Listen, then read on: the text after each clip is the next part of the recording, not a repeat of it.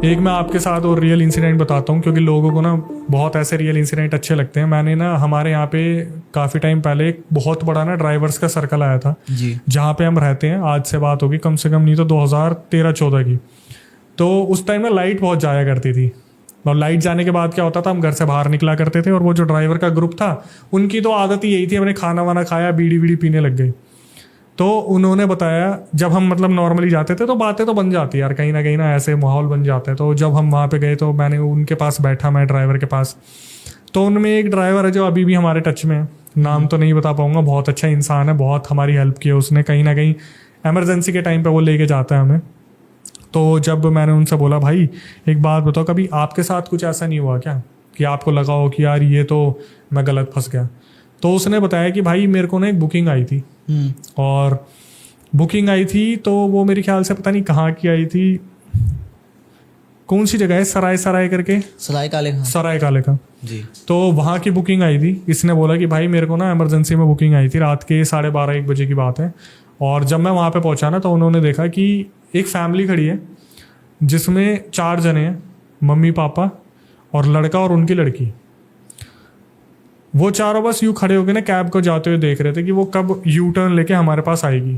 ठीक है, ड्राइवर ने बोला कि अक्षय भाई देखने से तो बिल्कुल सही लग रहा था, मतलब पहले मेरा एक निक नेम भी है, तो उसने ऐसे बोला कि भाई दिखने में तो छोटे ऐसे लग रही थी, नॉर्मल मतलब एक फैमिली है।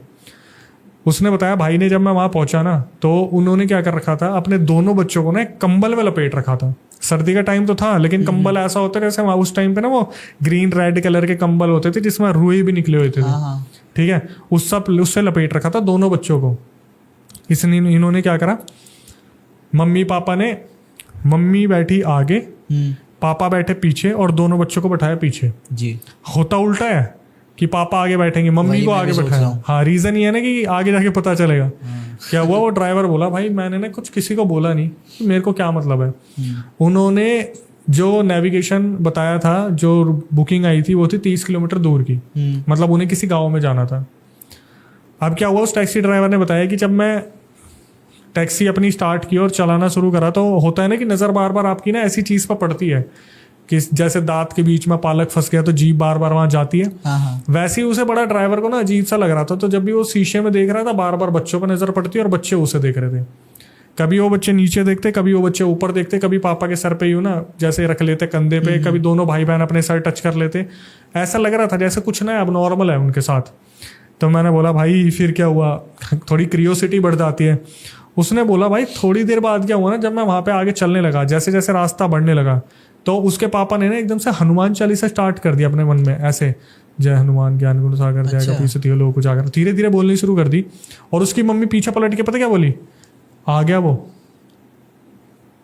जो आगे मम्मी बैठी थी अचानक से पीछे मुड़ के बोली आ गया वो। भाई अभी भी मेरे को ऐसा लग रहा है, ड्राइवर बोला कि भाई मैं ना ये सुनने के बाद कि पापा हनुमान चालीसा गा रहे हैं और मम्मी बैठ के बोल रही है आ गया वो, ड्राइवर के ना हाथ पैर फूल गए थे। उसने एक बारी को ब्रेक लगाए और अचानक से बोला कि भाई साहब क्या बात कर रहे हो, कोई दिक्कत है तो मुझे बता दो, मेरे को वैसी चीज़ें ठीक नहीं लग रही जब से मैंने ना गाड़ी में बैठाया। क्यों? ड्राइवर ऑब्जर्व कर रहा था गाड़ी में बैठाने के बाद इनकी गाड़ी का वजन बढ़ गया था। उसे ऐसा लग रहा था गाड़ी में नॉर्मली नहीं बैठे हुए, भर के लद के गाड़ी है, जैसे गेहूं का वेट किसी ने ऊपर छत पे भी रख दिया, पता लग जाता है, फील होता है। हाँ, तो वो क्या हो रहा था, अपनी तरफ से पूरी कोशिश कर रहा था लेकिन कहीं ना कहीं गाड़ी का वेट और भी ज्यादा बढ़ता जा रहा था। ड्राइवर ने उनके पापा को बोला भाई साहब अगर कोई दिक्कत है तो आप बता दो।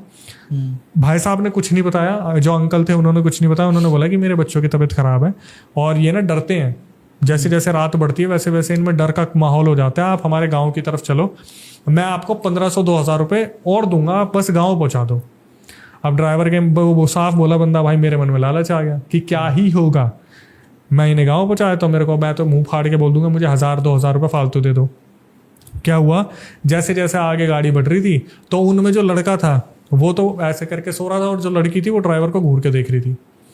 अब जैसे जैसे आगे बढ़े तो लड़की ने बोला कि मुझे पानी पीना है। अब ये पानी तो अपने साथ लेके नहीं आए थे, तो वो जो ड्राइवर था उसने बोला कि आगे कहीं पे अगर कोई जगह आएगी तो मैं वहाँ पे आपको बता दूंगा, आप वहाँ पे पानी पी लेना। भाई जगह तो मिली नहीं, वो होता है ना चौतरों पे प्याऊ रखे होते हैं या फिर मटके रखे होते हैं। तो वहाँ पर क्या हुआ, जैसे ही कोई मटका आया तो इसने ब्रेक मारे, पापा ने बोला कि बेटा पानी आ गया, थोड़ा सा बच्चों को पानी पिला देते हैं।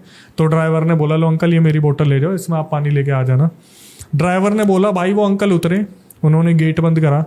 जैसे वो पानी लेने गए ना, जो लड़की बैठी थी उसने गेट खोला और वो सीधा बिना कंबल के भागनी शुरू हो गई। उसने ना तो चप्पल पहनी थी, और वो पता कहाँ भाग रही थी, गाड़ी के अपोजिट तरफ, अपनी घर की तरफ, पीछे की साइड जहाँ से हम आ रहे थे। हाँ। ड्राइवर बोला भाई मेरे को समझ नहीं आया मैं क्या करूं। वो जो उनके पापा थे उन्होंने बोतल छोड़ के वो लड़की के पीछे भागने लगे। जैसे वो पीछे भागने के लगे ना, जो लड़का बैठा हुआ था भाई ये भी हुआ करना शुरू कर दिया इसने गाड़ी में। जैसे इसके अंदर भी कोई एंटिटी आ गई है। इसकी मम्मी वहां होगी कि भैया मैं आपको सब सच बताती हूँ, इनके ऊपर कुछ आ रखा है, फटाफट से इस लड़के को पकड़ो वरना ये भी भाग जाएगा। ड्राइवर ने सारे लॉक करे, और उसने पहले भाई ऐसे इंस्टेंट लॉक नहीं होते थे, पहले तो कट्टे करने वाले होते थे। उसने इधर उधर से भी करे, इधर उधर से करे, लड़के को कैसे ना कैसे साइड में पकड़ लिया। उस लड़के ने ड्राइवर के हाथ पे काट लिया, ठीक है, भागने के चक्कर में। उसकी मम्मी ने क्या करा, जेब से भगवत गीता निकाली और वो उसके ऊपर रखी। वो लड़का वहां पर कहीं ना कहीं शांत हुआ। उसके पापा लड़की के पीछे भाग रहे हैं, वो उसे पकड़ के लाए। इस लड़के ने साहब बोल दिया कि नहीं मैं आपको लेके नहीं जा सकता, आप तो पता नहीं पागलों को लेके घूम रहे अपने साथ, इनको किसी हॉस्पिटल में लेके जाओ, मेरी गाड़ी में लाके क्यों बैठा दिए। हाथ में देखा तो यहाँ पर अच्छे खासे दांत के निशान थे, और वो लड़का अपनी दांत पीस रहा था। ऐसे होता है ना, दांत पीस रहा है, जैसे मेरे को कोई चीज से रोक लिया गया जी।